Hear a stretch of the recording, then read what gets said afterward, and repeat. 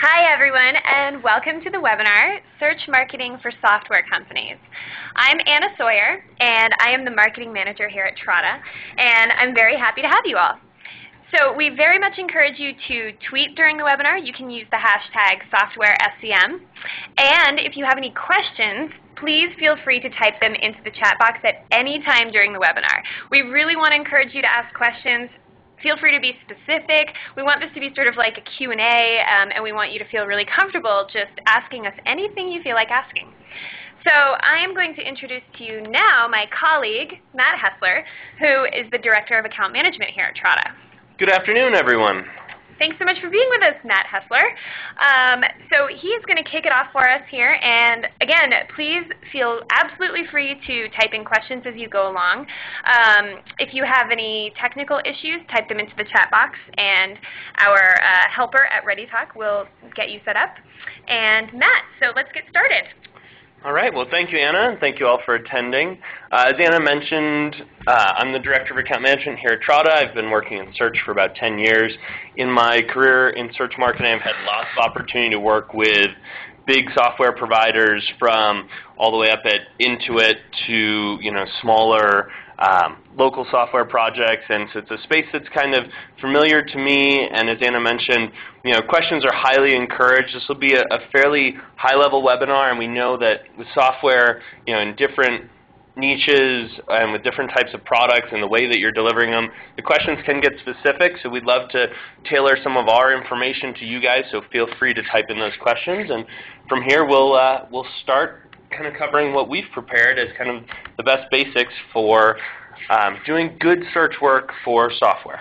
So the first question, we wanted to start really high level. Does search work? A lot of people may be coming to this as a first time. We're considering doing this for our business.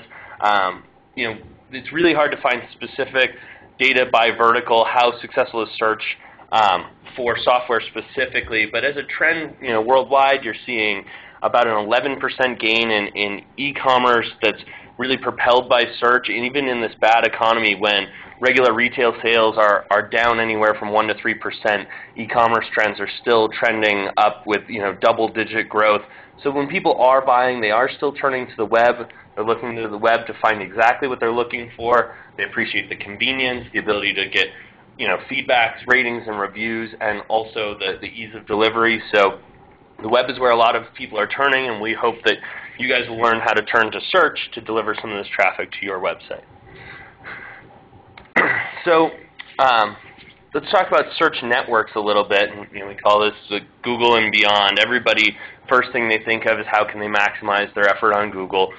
Depending on whose statistics you believe, Nielsen, Forrester, Google commands anywhere from 65 to 75% of all monthly searches. That can be different by vertical, so in software it may be a little higher or a little lower. In general, we use a number of about 70% of all monthly searches are run through Google and their partner network. That leaves you about 20% that are not Google-based. So we would encourage everyone that's participating in today's webinar to test both Google and then the next biggest supplier, which is Search Alliance, which is the combined property of Microsoft's Bing and Yahoo. The reach with Bing and Yahoo is also pretty large. They've reached, I think they say, 155 million Americans a month. It's still a big market share. You find that the demographics can be quite a bit different between the two networks, but you want to test both. I mean, if you've got more of a consumer software product, you may find a little better success with Search Alliance. If it's more of a B2B product, you may find better success with Google. That's what we maybe have seen in the past, but we encourage everyone to test. Let the data tell the story. If you run a 1-month test on both networks, you should get a feeling for what your conversion rate is on each engine. Google being as big as it is and a bidded marketplace, you do end up with more advertisers competing for the same first-page placements. A lot of times, because it's bidded, that means you're going to run up your costs, and your cost per click on Google is going to be more expensive than something like Search Alliance, or if you go down to smaller networks like Ask.com and Miva, those are going to be cheaper still, and you want to test and then figure out what your conversion rates might look like on those various engines. So it's important.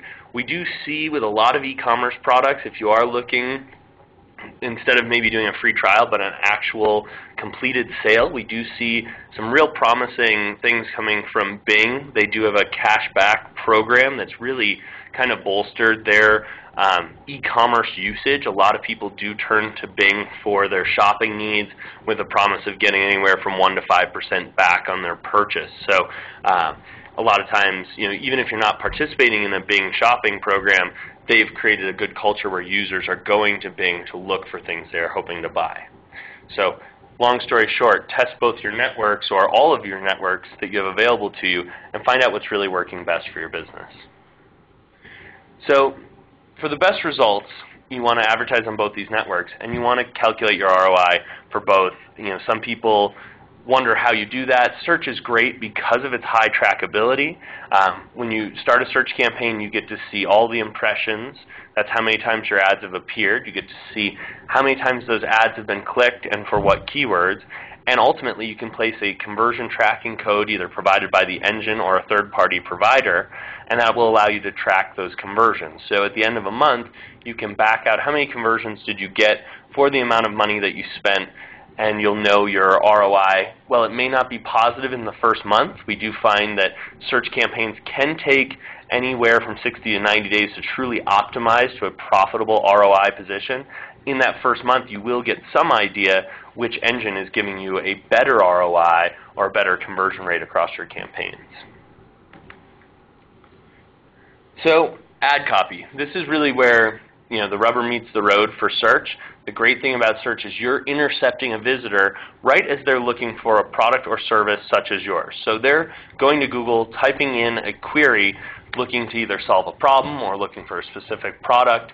You want ads that address that concern at the exact right time while they're in this shopping mentality. So your target customer may not always be searching the exact terms that you use to describe your software. So think broadly in terms of both the ad copy and the keywords about what problems does your software potentially solve, and would a user be searching for it with a little more colloquial language. We find that a lot of times in software, people that are doing the marketing for the software companies are very myopic. They're used to thinking about their industry in a specific way. They potentially use more technical language. We want you guys to think, more like an average person. Survey, friends, family, people outside of your industry to get a better sense of how they might search for your product or service. There are some other tools that you can use to research. You can basically use, Google's got a tool if you go to Google Labs called the Wonder Wheel. The Wonder Wheel is actually a great way to put in one type of phrase, and it will show you what Google feels are kind of related phrases. It's a great way to look at all the different ways that people might be searching for your product or service. You can test messaging. Again, this would be kind of the idea of testing it with friends and family, both inside your company and outside, so you get those different perspectives. You can also look at what some of your competitors may be doing, so you can see what type of messaging they use and pick up some cues, both in terms of what they might be doing that's successful, but also how to differentiate yourself. And the last one we'll call crowdsourcing. Again, this is try to get a representative sample when coming up with both ad messaging and some keyword types to think about how different users might think about your product. Now, this may not apply if some of you have particularly technical B2B products. You may want to stay technical in the search language. Some of you that's more a B2C product, you really want to think about it with a diverse audience and get some feedback as to what types of things may resonate. Crowdsourcing is one of the things that we are built on here at Trada, so we're big believers, but you can even do some of the same concepts with just a small crowd in your own kind of home or office environment. So ad copy practices, once you've selected some keywords and you're starting to write ads and you're picturing these ads appearing for people searching for your product, how can you write good, compelling ads? Well, first of all, you always want a call to action, right? The ad shouldn't be just a branding exercise or a way to tell them about your product or service. You want to give them a reason to click on that ad, at that instant when they're on the page. So this is things like offering a little bit of a carrot, free download, free trial, learn more today, as simple as it sounds, can even be an important trigger that it's immediate and the person knows they're going to go to a page that's going to have the information that they're seeking. You also want to include your keyword in your display URL. So Google and Search Alliance both allow for you to put in both a display URL and a destination URL. The display URL can be fictitious. It doesn't have to be an actual URL for your site. We find that users resonate when they see a display URL, which if you're looking in the Google search results, you'll see it. Google usually puts it up there in green. Your actual URL, it could be software.com/free trial. If that included a word from their query, they're going to be more likely to click on that because they believe that the landing page they will be going to is highly relevant to their actual search query. Another technique that we've seen that's effective is actually ask a question in your ad. So if a user is looking to solve a particular problem through a software technology like yours, if you can pose that problem to them in the form of a question, oftentimes it really connects with them. If you ask that question, they say, oh yeah, that's exactly what I'm looking for. Well, by having the question repeated, we find that click-through rates can actually increase and you drive more visitors to the site. So remember, you're always competing out there. There's 10 organic listings on a search results page and typically anywhere from 3 to 10 paid search results on a Google search results page. So there's a lot of people kind of trying to get folks' attention. You have to think about ways that you can be different and still relevant with a good call to action. So keywords and ad groups, how do we structure our campaigns for success? Anna and I have gone into great depth around ad group structure in the past. Basically, ad group structure is how do you architect your campaign for best results? Well, you want to think about it in terms of making good, small, tight ad groups that are focused, and think about it the fact that whatever keywords are in that ad group, they're going to be shown that specific ad. So if you've got one ad that's really all about, learn more, or compare our software with our competitors, or free download, think about, is that ad relevant to what the actual search terms are looking for? Think about where that user might be at different phases in their buying cycle. What's their mentality when they search for a particular key phrase? And are you speaking to that place that they're at mentally with your ad copy? So small, tight ad groups with really relevant ads are going to be the best in terms of your click-through rate, which will also affect what Google calls your quality score to give you overall better results. So we already kind of covered this. Ad groups are a collection of ads that share a common set of keywords. So typically the best practice here is to keep these ad groups really small. When we're talking about small, we're thinking anywhere from 2 to maybe 15 keywords. 10 keyword ad group is pretty standard. It can sound like a lot of work because you're breaking down your keyword list, which could be a couple thousand keywords, into all these little ad groups, but it's going to keep your relevancy much, much higher, and you're going to actually get better performance for less money, so it's worth doing the legwork. Also, both Search Alliance and Google will allow you to write multiple ads for every ad group, and this is a great way to test your language. If you come up with 2 or 3 ads that you think might resonate with your customers, Google, you can put all 3 or 4 of those ads in. They will rotate those and tell you which one's getting the best click-through rates. It's a very easy way to test your marketing language. You can then use that language to strengthen your other offers. If you're using email or display ads, you can leverage what you've learned from search. So we suggest testing up to 4 ads in your ad group, rotating those out as you start to see which ones are getting the best results. So work backwards. This is something I say a lot. We talk about plan your work and then work your plan. Look at your landing pages. Look at where you're going to be sending these visitors, and then think about what categories they fall into, what software they might be looking for. Use that, your landing page experience and what you're offering to these customers, to dictate how you set up your campaign. So you may not need 10,000 keywords for your product or service.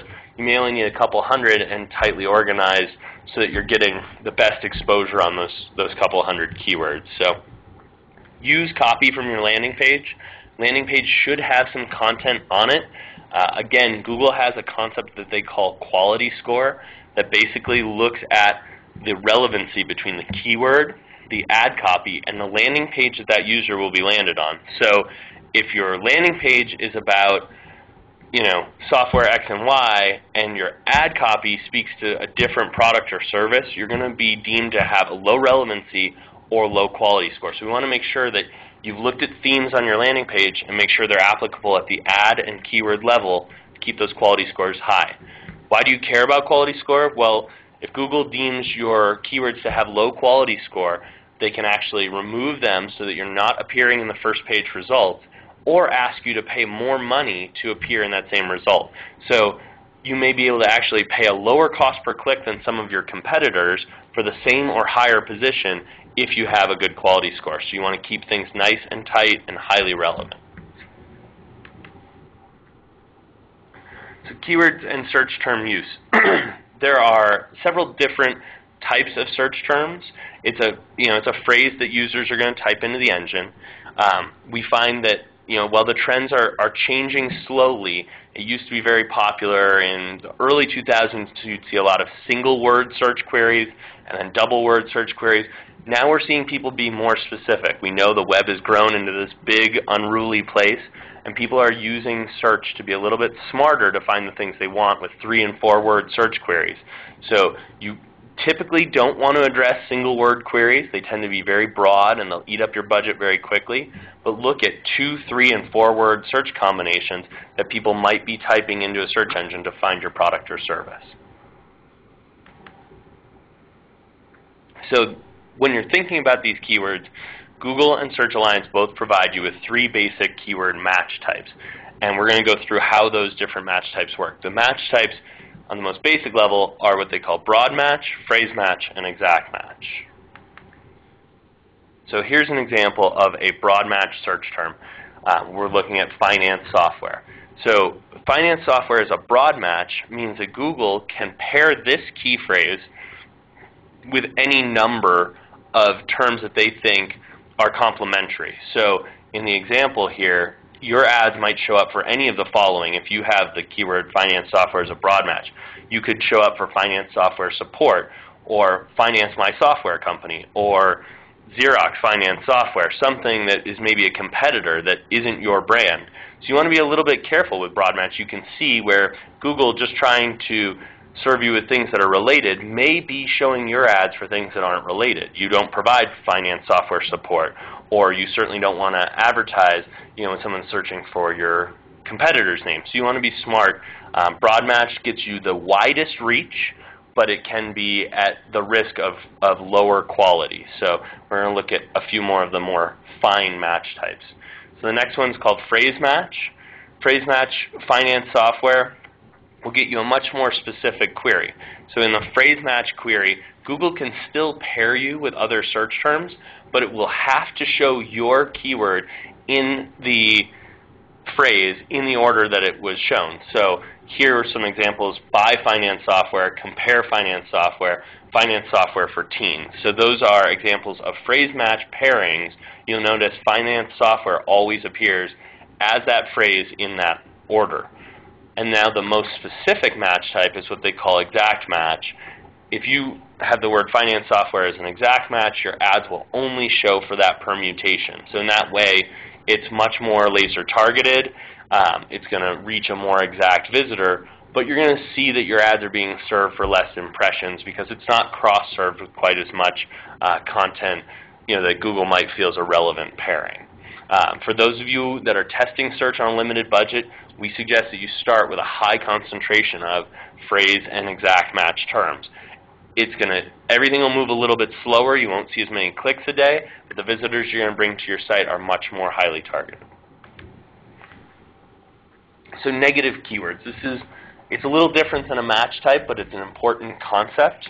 Both engines support negative keywords, and this can be an example of things that you might get cross-served with that you don't want to show up for. So you basically enter these into Google or Search Alliance. You literally put a hyphen in front of it or minus sign.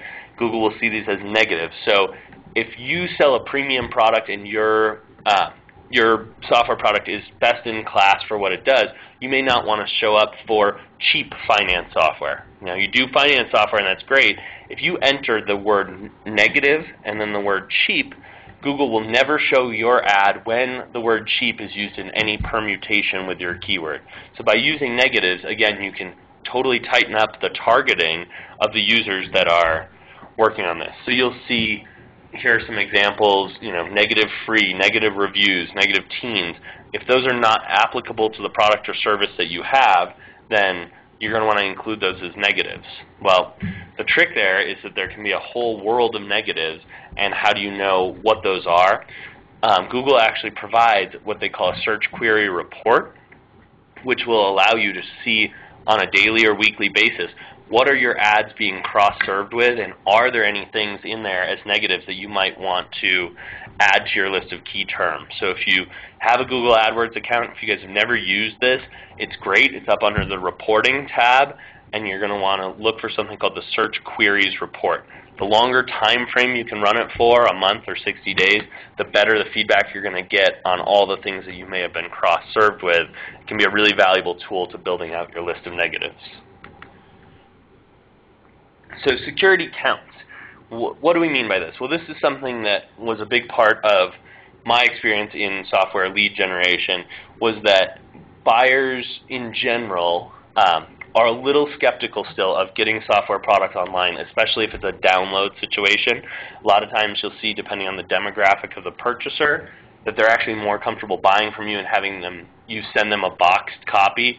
For some reason they believe that if it comes in a box it couldn't have any viruses or malware. So, but if what you're really trying to push is a downloadable product, you really want to think about how you can position yourself as being trustworthy and really encouraging that download. So one, you want to mention the security in your ad. You want to talk about, it's not just a free download, it's a free secure download. And then simple things like on your landing page, show any security partners if you've got a VeriSign verification or SSL information. That can be really important to bring that peace of mind, get people over the hump who, they want to test your product, but they're leery about putting an unknown piece of software on their computer. So measure your long-term ROI. We started talking about this at the beginning of the presentation, and we believe it's one of the best reasons to use search as a marketing method is you get to test everything and learn what's working. So don't think of your ROI in terms of a click or a sale. We find that a lot of times people get overly simple about the way they think about their ROI. A lot of the software products that we've dealt with, there's a multi-step process. So maybe you've got to drive clicks to the site, and you've got to get people to register for that free download. They then download the software, and after a 14-day trial, they will ultimately purchase. You want to monitor every point in that funnel so that you know how profitable your search program really is. So track, it's important to track the early events. Obviously, you're going to track the clicks. That's how much money you're spending on your search efforts. You then will track the conversions at the first point, which is that registration or free download. And then ultimately, you want to see if you can tie back those users who did the free download, see how many of those people ultimately end up buying your software. So, we want to track all the conversions in your point of sale. This is mostly what we were talking about on the other slide. Different people have different points. You may also have different software products. So if you have a suite of software or upgrades available on an annual basis, the longer you can tie that back to the original point of entry, the better you will understand your true lifetime value ROI. So here's the summary. Search marketing should be an integral part of your overall marketing program for lots of reasons. One, it's highly trackable. Two, you can test messaging. Three, it's easy to really target a niche audience. If you know people are looking for your exact software or using words to describe the problem that your software may help solve, this is a great audience to get in front of. There's lots of reasons to use search. You can set it up on a very limited trial basis and see results almost instantly. It's one of the fastest marketing mediums to deploy and the quickest to start monitoring your results. So if you do smart search, you can certainly outperform your competitors. We talk a lot about the David versus Goliath here, where we see small companies going up against the Intuits of the world. And if you use clever search practices, you find that a lot of those big companies may be spending foolish money running big, broad branding campaigns. You use tight ad groups, good match types, you're going to find that you pay less and drive better results, allowing small guys to really compete with the big guys. Great. Thank you so much, Matt. That was excellent. So here's where we take just 2 minutes to tell you that Trada can handle all of that tricky, complicated, time-consuming work of search marketing for you, and it actually doesn't cost any more than if you were to do it yourself. So here's how it works, and I'll blow right through this and then we'll get to the questions. So Trada has a crowd of experts who live all around the world. They are paid search experts who work for agencies. They may be people who work at home, and they are all certified through our certification, and they also must pass a rather rigorous leveling up system to make sure that they're people who won't mess up your campaign. Multiple experts work on your campaign at the same time. So this is the fundamental of crowdsourcing. Instead of having one person who has one point of view, you have multiple people. So you get this great diversity of thinking, many different points of view to come up with lots of different ad copy strategies and keywords. And collectively, they have the time to constantly optimize. And you can run on multiple ad networks without any extra work. And most importantly, they're experts. They've run successful search marketing campaigns for companies just like yours before. They know how to do it. Best of all, it's pay for performance. So there actually aren't any fees for you to sign up for the Trada Marketplace. There aren't any maintenance fees. And you can get started right away. So if anyone is interested in a demo, please just chat me, and I'll make sure to get that set up for you. So now we're going to take some questions. If you don't want to stick around for the questions, I totally understand. We've kept to a 29-minute webinar as promised, and so you can feel free to skip out. But at this point, I want to start by asking a few questions that you guys have sent in, and I will ask Matt this first one. Gunter wants to know, should I market my free trial and my main offer separately?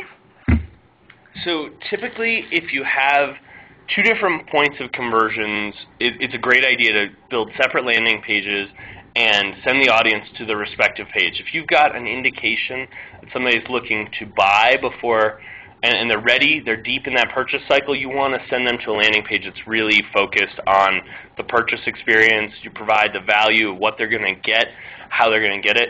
An interesting anecdote that we've seen here, as preposterous as it sounds, people, we tested some things where we put all the virtues of the software on the page, and then we did the same thing, but we showed the software in an actual retail packaging box. You find that conversion rates actually went up by 1 or 1.5% if people saw it in a retail package box, thinking that it was maybe more established, not just a piece of freeware. And so if you've got people in that purchase mentality, you want to take them to a purchase page.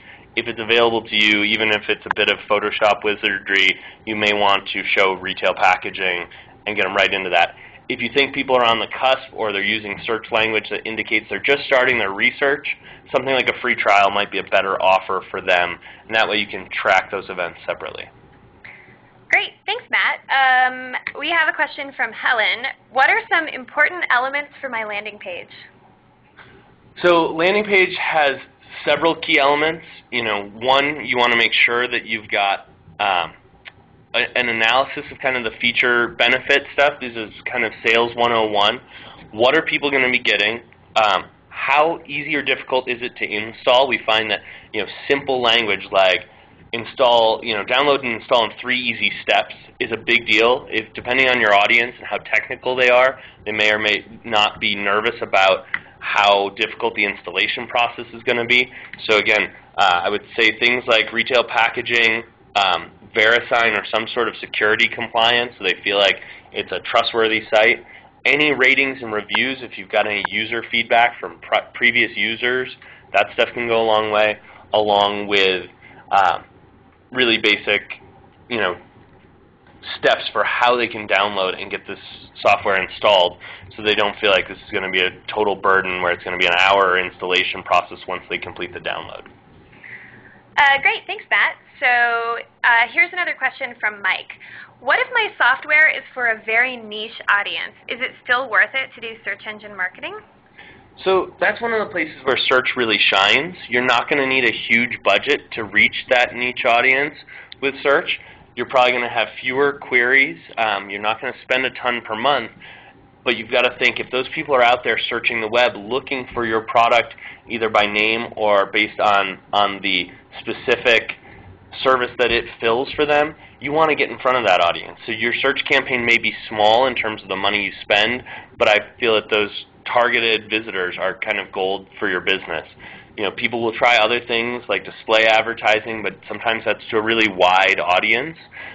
We encourage you doing that in parallel, but you might as well take advantage of search and finding that laser targeted audience while you're doing your cohesive marketing efforts. Okay, here's a question from Louisa. It is, what size software companies does Trada typically support? So at Trada, we start with campaigns of budgets as low as about $3,000 a month.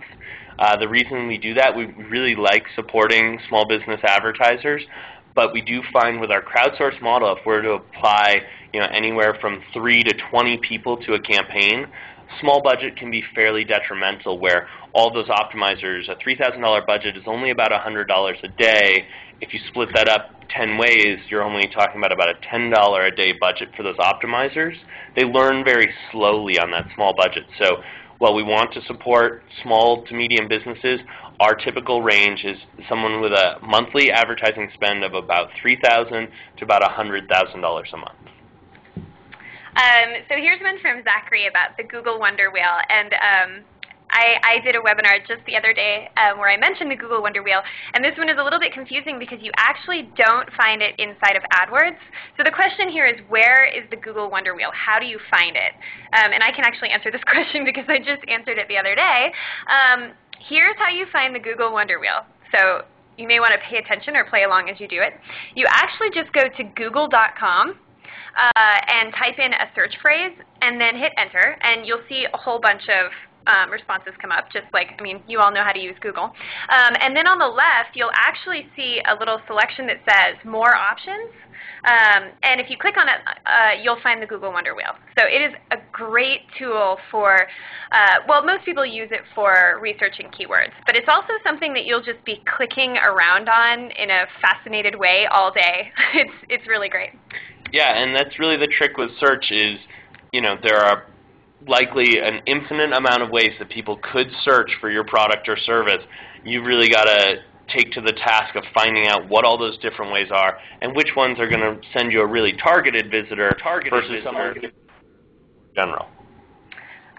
Great. So it looks like we have one more question, and then I'm going to let you all get back to your day. So the final question is from George, and it says, does Trada work as well for lead generation as it does for selling on the web? So at Trada, we run both types of campaigns, both e-commerce and lead generation.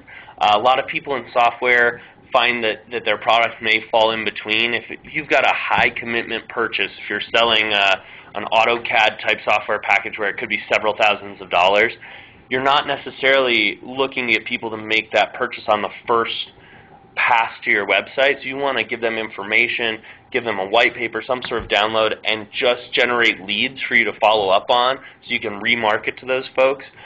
So we find in software we do both lead generation and true e-commerce, sometimes within the same campaign, but Trada has proven very effective at both. Great. Thanks, everyone, for coming. We really enjoyed having you. Just as an FYI, you probably signed up for this webinar based on an email or something that we had on our website, and there are 2 webinars available. If you signed up for the one on Thursday as well, I just want to let you know that it's actually exactly the same material. We just wanted to offer 2 different time slots. So you're welcome to join us, of course, but it's not a series, and you don't need to feel like you need to join us. So thank you so much for coming, and Matt, I've really enjoyed having you.